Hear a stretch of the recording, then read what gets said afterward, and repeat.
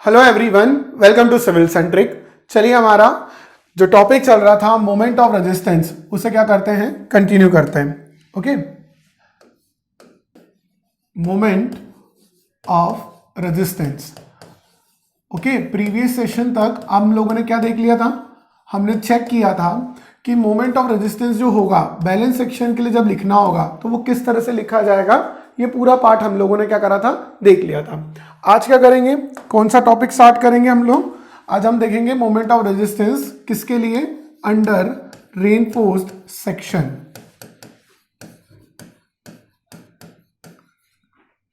Okay, तो under reinforced section के बारे में आप लोगों को क्या क्या चीजें पता है?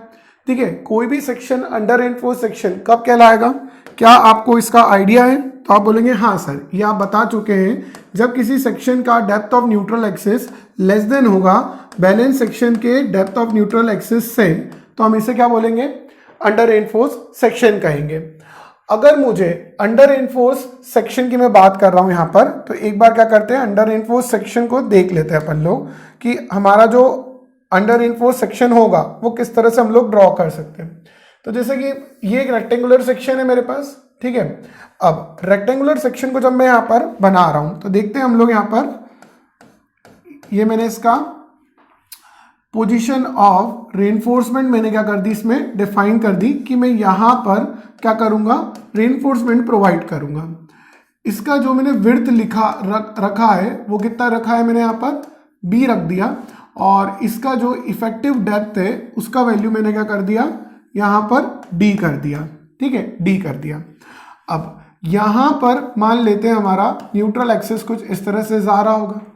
अब न्यूट्रल एक्सिस अगर यहां से जा रहा है तो इस तरफ जो डायग्राम बनेगा, किसका बनाऊंगा मैं, स्ट्रेस डायग्राम बनाऊं या स्ट्रेन डायग्राम बनाऊं? तो ये चीज आप समझते होंगे कि सर स्ट्रेन डायग्राम बनाना क्या होगा, ज्यादा उचित है, क्योंकि हमारा जो फेलियर क्राइटेरिया है एलएसएम में, वो क्या है हमारा फेलियर क्राइटेरिया, हमारा जो फेलियर क्राइटेरिया है वो क्या है, मटेरियल में आने वाली स्ट्रेन।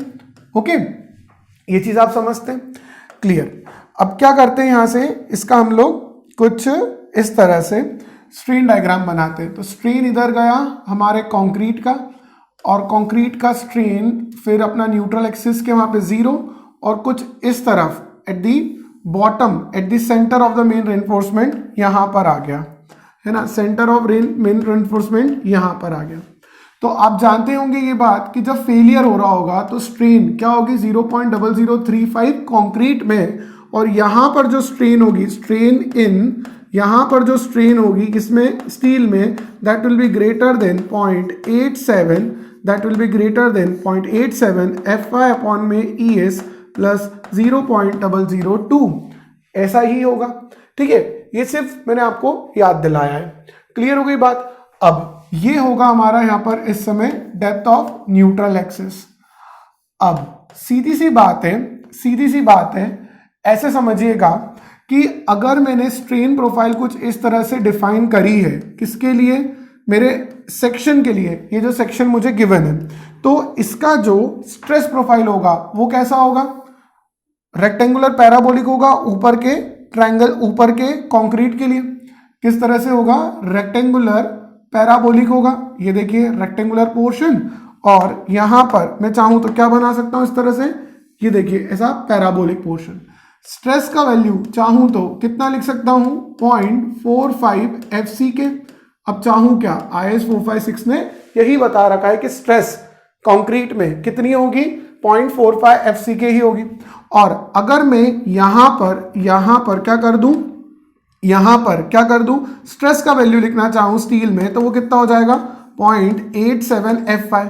क्योंकि स्ट्रेन इतनी है, मतलब इसके बराबर भी होती या फिर इससे ज्यादा भी है, तो स्ट्रेस स्टील में क्या होगा, 0.87 FY होगा। लेकिन अगर मुझे कहां पर लिखना हो, अगर ये स्ट्रेन का वैल्यू 0.87 FY अपॉन में ES प्लस 0.002 से छोटा होता, तो क्या मैं यहां पर 0.87 FY लिख पाता, नहीं लिख पाता। ऐसा मैंने आपको अजम्पशन में लिखवाया है कि स्टील का फेलियर इसी स्ट्रेन में होगा और इस स्ट्रेन की करस्पॉन्डिंग स्ट्रेस इतनी होगी।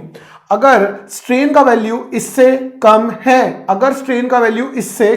है, स्ट्रेन का वैल्यू इससे कम है तो स्ट्रेस इससे कम होगी। ये चीज मैं आपको बता चुका हूं, ठीक है। तो इतना पार्ट क्लियर हो गया। अब यहां पर एक फोर्स इस तरह से लग रहा होगा, दैट इज सी, और यहां पर एक फोर्स लग रहा होगा, दैट इज टी। अब जो सी है मेरे पास, ये जो मेरे पास सी है, ये ऊपर से कहां पर लगेगा, ये ऊपर से कहां पर लगेगा, 0.42 XU पर लगेगा। तो ये जो डिस्टेंस हो जाएगा दो फोर्सेस के बीच का परपेंडिकुलर डिस्टेंस, क्या ये d माइनस 0.42 XU हो जाएगा। और क्या यही मेरा लिवर आर्म कहलाता है, क्या यही मेरे पास लिवर आर्म कहलाता है, यस और नो, ठीक है। तो इतनी बात क्लियर हो गई। ये दे दिया मैंने आप लोगों को किसका इंफॉर्मेशन, एक अंडर रेनफोर्स सेक्शन का।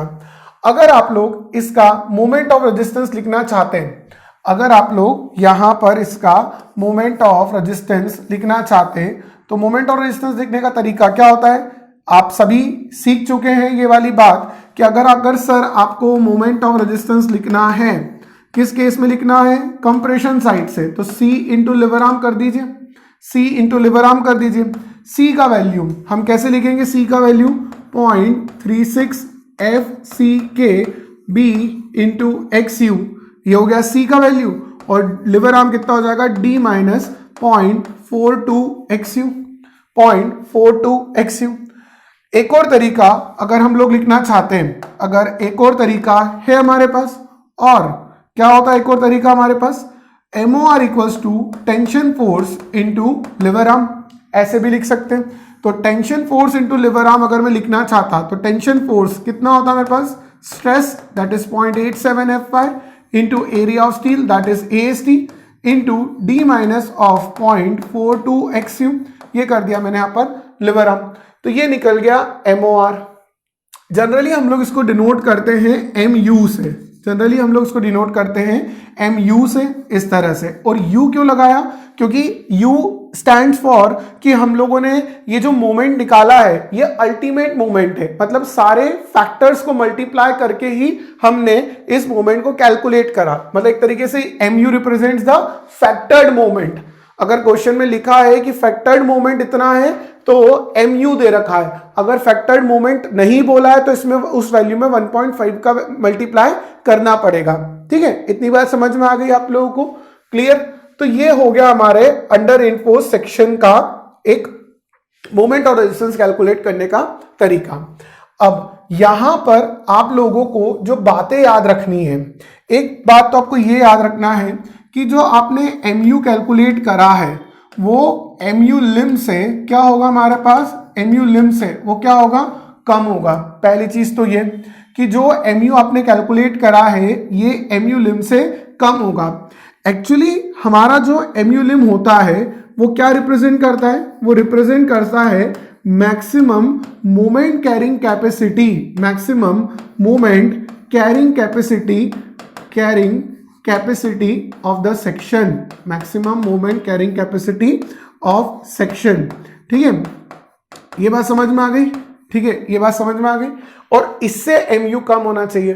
तो अब आपके पास दो चीजें हो गई कि अगर XU जो है वो छोटा है मेरा XU लिम से तो भी मैं उसे अंडर रेनफोर्स्ड कहूंगा, और अगर मेरे सेक्शन का moment carrying capacity maximum moment carrying capacity से भी कम है, जो कि बैलेंस सेक्शन का होगा उससे भी कम है, तो क्या कहा जाएगा, अंडर रेनफोर्स्ड सेक्शन कहा जाएगा। एक और चीज हम लोग यहां पर ध्यान रखेंगे कि जैसे हमारे पास यहां पर ये AST है, ये जो हमको AST हमने वहां पर गिवन है, AST जो होगा वो भी किससे कम होगा, AST लिम, मतलब कि वो एरिया ऑफ स्टील जो हमने किस में प्रोवाइड करा है, बैलेंस सेक्शन में प्रोवाइड करा है। तो मैं लिख देता हूं AST लिम क्या होता है, that area of steel for which the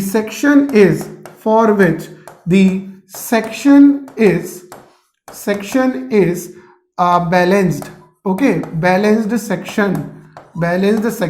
और बैलेंस सेक्शन का मतलब कंक्रीट और स्टील दोनों क्या हो रहे, साथ में फेल हो रहे, ठीक है।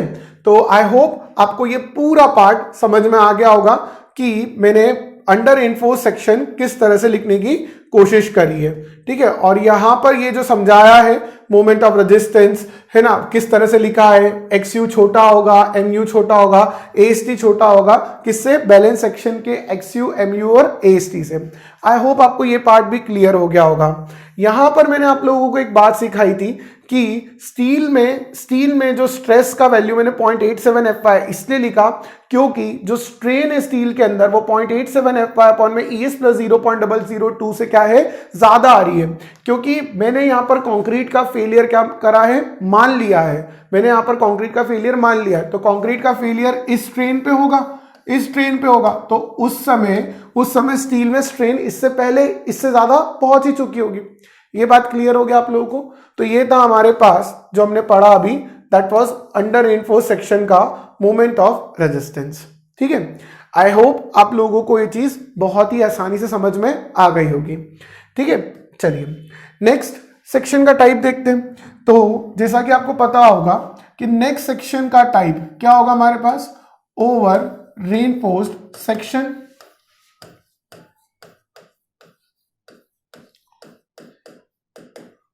ओवर रेनफोर्स्ड सेक्शन हमारा क्या होगा, नेक्स्ट सेक्शन का टाइप होगा। किसी भी सेक्शन को मैं एक ओवर रेनफोर्स्ड सेक्शन कब कहता हूं, जब वो सेक्शन के अंदर उसका जो एक्सयू है वो एक्सयू लिम से क्या हो जाए, बड़ा हो जाए, तो उसे हम लोग क्या कहते हैं, ओवर रेनफोर्स्ड सेक्शन कह लेते हैं। सही बात है, यही है। चलिए अब देखते हैं कुछ ऐसी बातें इस सेक्शन के बारे में जो हमें इसे बेहतर रूप से समझने में मदद करेगी। देखिए मैं क्या क्या आप लोगों को यहाँ पर समझाने की कोशिश कर रहा हूँ। तो ओवर रेनफोर्स सेक्शन है, तो यहाँ क्या करते हैं, सबसे पहले एक ओवर रेनफोर्स सेक्शन इस तरह से बना लेते हैं। अब ये ओवर रेनफोर्स्ड कैसे होगा वो देखते हैं अपन लोग। यहाँ पर सबसे पहले क्या करते हैं हम, इसका सबसे पहले यहाँ पर इसका पोजीशन ऑफ रेनफोर्समेंट क्या कर देते हैं, डिफाइन कर देते हैं। तो ये पोजीशन ऑफ रेनफोर्समेंट हो गई, और उसके बाद यहाँ पर इसका अपन ने क्या करा, विड्थ रख दिया। उसके बाद यहाँ से लेकर यहाँ तक ये हमने क्या करा, इस तरह से इसका इफेक्टिव डेप्थ डिफाइन करा। अब यहाँ पर हमें क्या मिल गया, न्यूट्रल एक्सेस मिल गया। अब ओवर एनफोर्स्ड है तो एक काम करते हैं, थोड़ा सा न्यूट्रल एक्सेस को नीचे की तरफ बनाते हैं तो समझने में और आसानी होगी, ठीक है। एलएसएम का फेलियर क्राइटेरिया क्या होता है, स्ट्रेन इन द मटेरियल। अब स्ट्रेन इन द मटेरियल अगर फेलियर क्राइटेरिया है तो पहले क्या बना रहा हूं, यहाँ पर स्ट्रेन का डायग्राम बना देता हूं। चलिए तो स्ट्रेन का डायग्राम बनाते हैं। तो ये आ गया हमारे पास स्ट्रेन का डायग्राम, ठीक है। ये हो गया स्ट्रेन का डायग्राम। अब कौन पहले फेल होगा हमारे पास, कौन पहले फेल होगा हमारे पास ओवर एनफोर्स सेक्शन में, हमारा कंक्रीट फेलियर होगा। तो कंक्रीट को ऐसा फेल कर देते हैं। अब आप ये सभी जानते होंगे कि कंक्रीट अगर फेल हो गया तो वही मेरा अल्टीमेट फेलियर है, वही मेरा अल्टीमेट फेलियर है। कंक्रीट के फेलियर के बाद कोई फेलियर होगा क्या, जल्दी बताइए। कंक्रीट के फेलियर के बाद कोई फेलियर होगा क्या, नहीं, कंक्रीट का फेलियर ही अल्टीमेट फेलियर है। मतलब यहाँ पर जो स्ट्रेन होगी कंक्रीट में 0.0035 में लिख सकता हूँ, और यहाँ पर जो मैं स्ट्रेन लिखूंगा दैट इज एप्सिलॉन एस, वो होगा छोटा मेरा 0.87 FY अपॉन में ES प्लस 0.002 से क्या होगा, छोटा होगा। क्या आपको ये बात समझ में आई, क्या आपको ये बात समझ में आई, हाँ या ना, ठीक है, हाँ या ना, ठीक है। अगर नहीं समझ में आ रही तो वापस से थोड़ा सा पीछे पलट के देखने में कोई बुराई नहीं रहेगी, बट ऐसा मत समझना कि एक बार में समझ में नहीं आ रहा है तो कभी भी समझ में नहीं आएगा। कुछ नया पढ़ोगे तो थोड़ा सा तो टाइम लगेगा, डिपेंड करेगा पर्सन टू पर्सन उसकी ग्रास्पिंग पावर पे कि आप कितनी जल्दी कौन सी चीज को समझ सकते हो, ठीक है। चलिए अभी कई स्टूडेंट ऐसा भी सोच रहे होंगे कि आप कितना धीरे पढ़ा रहे हो, भाई सबको साथ में लेके चलना पड़ता है, ठीक है। तो देखिए अब इसका स्ट्रेस डायग्राम क्या कैसे बनेगा, ये इसका स्ट्रेस डायग्राम, ये रेक्टेंगुलर पैराबोलिक, तो ये अपना इतना पोर्शन आ गया, ठीक है। अब यहां पर देख लेते हैं कैसा बनेगा बचा हुआ डायग्राम। ये पैराबोलिक बना दिया, यहां पर ये इस तरह से यहां पर पैराबोलिक बना दिया। अब कंक्रीट का तो फेलियर हो गया, कंक्रीट का तो फेलियर हो गया, तो यहाँ पर जो स्ट्रेस होगी वो 0.45 FC लिखेंगे, है ना, ये 0.45 FC। अब मुझे बताइए कि यहाँ पर एक फोर्स है मेरे पास जो लिख दिया मैंने यहाँ पर C। अब ये जो C फोर्स होगा ये तो ऊपर से कहाँ लगेगा, 0.42 XU पर ही लगेगा। अब यहाँ पर एक फोर्स लगेगा, कौन सा, T लगेगा। यहाँ पर क्या होगा, एक फोर्स लगेगा T। ये देखिए यहाँ पर एक फोर्स लगेगा T, इस तरह से, ऐसा T फोर्स लगेगा। अब ये जो T फोर्स लग रहा है, तो T फोर्स लग रहा हो तो यहां पर स्टील में स्ट्रेस का वैल्यू कितना होगा, यहां पर T में स्ट्रेस का वैल्यू कितना होगा बताइए। यहां पर स्ट्रेस का वैल्यू स्टील के अंदर कितना रखूं, क्या मैं यहां पर 0.87 FY लिख दूं, क्या मैं यहां पर 0.87 FY लिख दूं। थोड़ा सा सोचिए और मुझे जवाब देने की कोशिश करिए कि मुझे अपने आप को जवाब दीजिएगा कि क्या यहाँ पर 0.87 FY आएगा। तो मैं आपको अभी बताना चाहूँगा कि यहाँ पर जो स्ट्रेस का वैल्यू होगा, है ना, वो 0.87 FY नहीं, वो आएगा FS, that is the stress in the steel. और उसका वैल्यू क्या होगा, 0.87 FY से कम होगा, क्योंकि स्ट्रेन का वैल्यू इस फेलियर स्ट्रेन से क्या है, कम है। तो फेलियर स्ट्रेन से अगर स्ट्रेन का वैल्यू स्टील में कम है तो स्टील का यील्डिंग नहीं हुआ। स्टील का यील्डिंग नहीं हुआ तो उसमें स्ट्रेस 0.87 FY से क्या होगा, कम होगा। ये बात समझ में आया, ठीक है, ये बात समझ में आया। मैं लिख देता हूं यहां पर ये बात ताकि आपको ध्यान रहे, है ना, ताकि आपको यहां पर ध्यान रहे। Since in over reinforced section, since in over reinforced section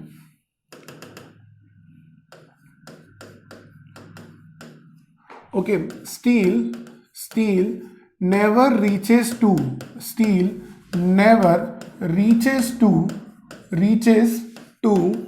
its, है ना, its maximum permissible value of strain, है ना, that is 0.87 FY अपॉन में ES प्लस 0.002। therefore है ना, yielding of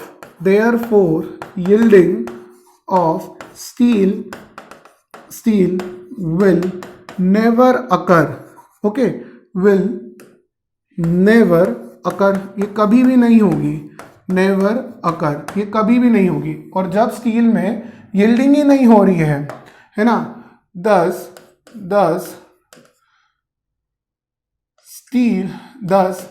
stress in the steel will be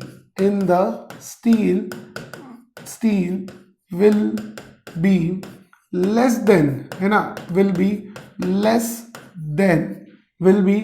than what, will be less than what, it will be less than 0.87 FY, 0.87 FY। क्या आपको ये बात यहाँ पर समझ में आई, तो ये थोड़ा सा दिक्कत है हमारे ओवर रेनफोर्स्ड सेक्शन में, ठीक है, ये क्लियर हुआ। चलिए फिर भी अब देखिए मैं आपको उसमें कुछ और चीजें भी क्या करता हूं, एक्सप्लेन करता हूं, जो हम लोग नीचे देखते हैं। देखिए अब सबसे पहले, है ना, जब मैंने XU कैलकुलेट करा होगा, तो XU कैसे कैलकुलेट करा, मैंने कैलकुलेट करा 0.87 FY अपॉन में ES plus 0.87 FY 0.87 FY AST आएगा यहाँ पर, AST upon 0.36 FCK into B।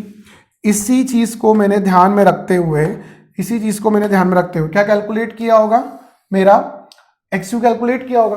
अब जब मेरे पास यहाँ पर XU आ गया, जब मेरे पास यहाँ पर एक्स यू आ गया तो ऑब्वियस सी बात है यहाँ पर जो मेरा एक्स यू रहा होगा वो किससे ज़्यादा आया होगा, एक्स यू लिम से आया होगा ज़्यादा, है ना, एक्स यू लिम से मेरे पास ज़्यादा आया होगा। ठीक है, ये बात समझ में आई आप लोगों को, ये बात समझ में आई। ठीक है, अब ऐसे समझिएगा, ठीक है, ऐसे समझिएगा कि अगर मुझे यहाँ पर MOR लिखना है, अगर मुझे यहाँ पर MOR लिखना है तो मैं क्या करूँगा, यहाँ पर MOR के लिए C इंटू लिवर आर्म तो लिख ही सकता हूँ, तो C इंटू लिवर आर्म, तो इस डायग्राम में लिवर आर्म कहाँ पर होगा, ये होगा मेरा liver arm, D minus 0.42 XU, D minus 0.42 XU, yes और नो, है ना। तो जब मैं C लिखूंगा, यहाँ पर C लिखूंगा तो कैसे लिखा आएगा, 0.36 FCK B इंटू XU, अब D माइनस 0.42 XU, या फिर इसकी बजाय मैं क्या कर सकता हूँ, और करके इसकी बजाय क्या कर सकता हूँ मैं, यहाँ लिख सकता हूँ मैं T इंटू लिवर आर्म लिख सकता हूँ मैं। तो T इंटू लिवर आर्म जैसे ही लिखा मैंने तो मुझे क्या मिलेगा, 0.87 FIAST, और लिवर आर्म की जगह कितना होगा, 0.42 XU। यहाँ मैंने एक गलती करी कि मैंने गलती से 0.87 FI लिख दिया, आदत है क्योंकि, तो लेकिन यहाँ पर कितना आएगा, एक्चुअली में FS आएगा, FS, यहाँ पर क्या आना चाहिए, FS आना चाहिए। ठीक है, तो ये एक्चुअल में तरीका होना चाहिए। लेकिन अगर आप यहाँ पर FS लिख रहे हो तो आपको यहाँ पर भी क्या होना था, FS होना था। मतलब ये जो चीजें गलत है, ये गलत है, यहाँ पर क्या हो जाएगा, FS हो जाएगा, करेक्ट। आपको ये चीज करना था, है ना, ये चीज करना था, हाँ या ना। तो कहने का मतलब ये होता है कि हम 0.87 FI रख के ये तो पता करते हैं कि XU जो है वो XU लिम से ज्यादा है, तो ये हो गया हमारा सेक्शन क्या, ओवर रेनफोर्स सेक्शन। क्या हो जाएगा हमारा, ओवर रेनफोर्स्ड सेक्शन। ठीक है, हम चाहें तो यहां पर ऐसे भी MOR कैलकुलेट कर सकते हैं। ठीक है, लेकिन एक्चुअली में प्रॉब्लम क्या है ना दोस्तों, एक्चुअली में प्रॉब्लम क्या है दोस्तों कि हम कभी इस तरह से करते ही नहीं है, है ना। हम कभी भी MOR ओवर रेनफोर्स सेक्शन का कैलकुलेट कर ही नहीं सकते।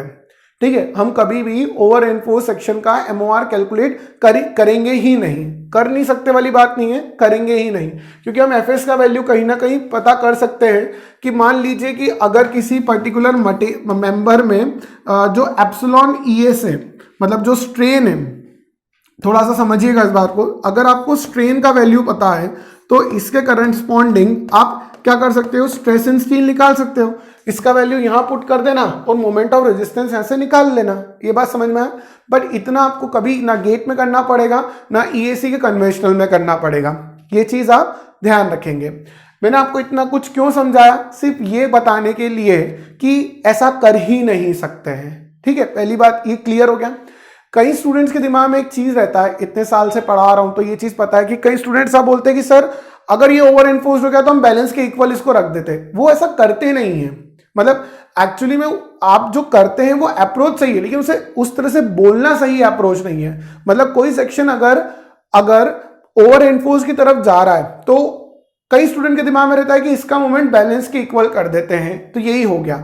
एक्चुअली में आप करते क्या हो कि आपके सेक्शन का जो मैक्सिमम मोमेंट कैरिंग कैपेसिटी है वो बैलेंस्ड के बराबर ही है, इसके बियॉन्ड आप जा नहीं सकते हो, इसके बियॉन्ड आप जा नहीं सकते हो। तो उस केस में कई स्टूडेंट बताते हैं कि आप यहां पर एक्सयू लिम रख के एक्सयू लिम पुट करके कैलकुलेट कर सकते हो। ऐसा नहीं है, वो बैलेंस के लिए ही है ना, वो बैलेंस के लिए ही है। आप ओवर एनफोर्स का क्यों नहीं कर सकते हो, क्योंकि पहली गलती तो आप यहीं कर चुके हो, समझ में आई, और दूसरी गलती आपको एफएस का वैल्यू पता नहीं तो आप कर ही नहीं सकते हो। ये सही रीजन होगा, ना कि ये बात कि अगर ओवर है तो उसको बैलेंस मान के कर लो। ऐसा कई स्टूडेंट के दिमाग में रहता है। हो सकता है जितने स्टूडेंट ये बात देख रहे हो उनके दिमाग में ये बात नहीं हो, बहुत अच्छी बात है, लेकिन मेरा काम है आपको बताना। ठीक है, तो क्यों हम ओवर एनफोर्स का नहीं कर पाते हैं? एक तो ये रीजन है कि अपन ने यहां पर जो एक्सयू करा यही गलत बात है, फिर उसके बाद यहां पर भी गलत रखाया गया होगा, और यहां पर एफएस गलत, एफएस का वैल्यू पता करना एक अलग अप्रोच हो जाएगा।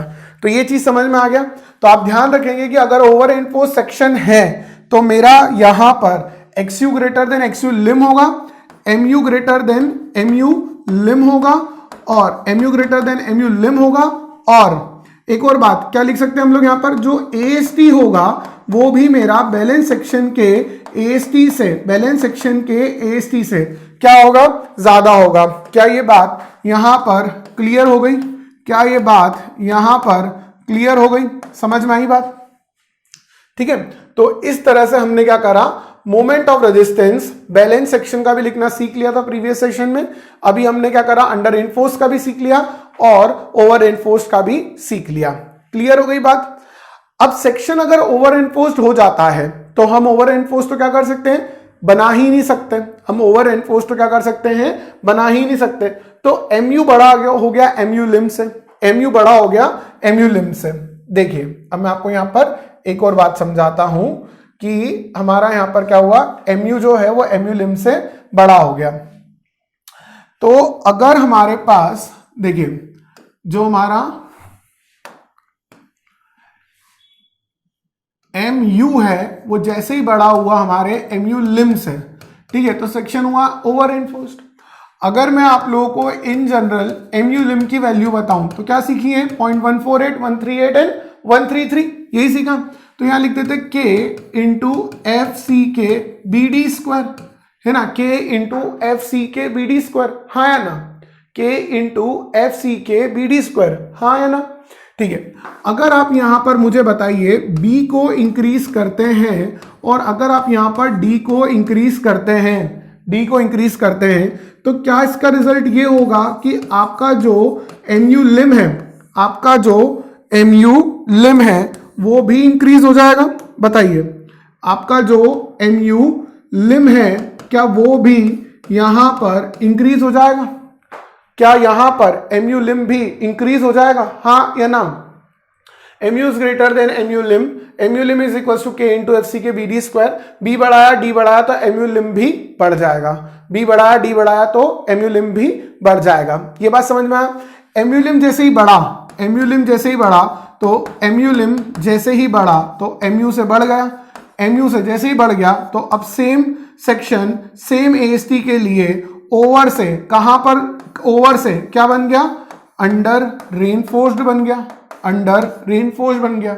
यहां पर सेक्शन क्या था, ओवर रेनफोर्स्ड था। नीचे आके सेक्शन क्या हो गया, अंडर रेनफोर्स्ड, क्योंकि हमने सेक्शन साइज बढ़ाया, सेक्शन साइज ने मैक्सिमम मोमेंट कैरिंग कैपेसिटी को और बढ़ाया। तो सेम AST के लिए, AST अभी भी कम नहीं करा, AST अभी भी कम नहीं करा, सिर्फ सेक्शन साइज बढ़ा दिया। तो क्या हो गया, मेरा MU लिम बढ़ा और सेक्शन अंडर रेनफोर्स्ड हो गया। ठीक है, तो यहां लिख देता हूं, है ना, ये लिख देता हूं, है ना,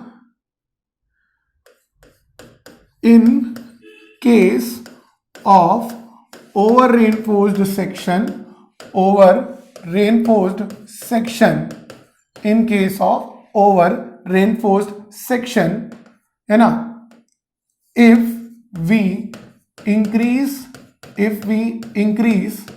the section size, if we increase the section size, that is B comma D, that is B comma D, है ना, which will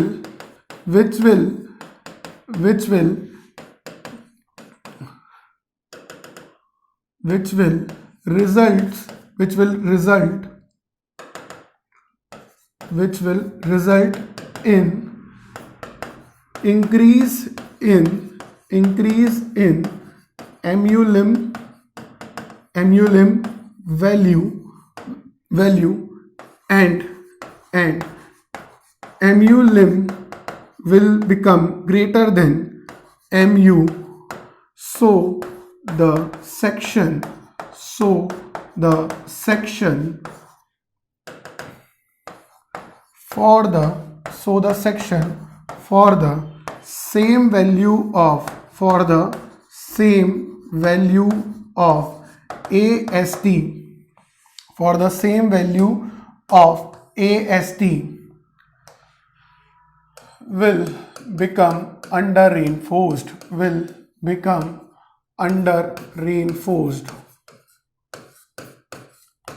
ठीक है, ये बात समझ में आया?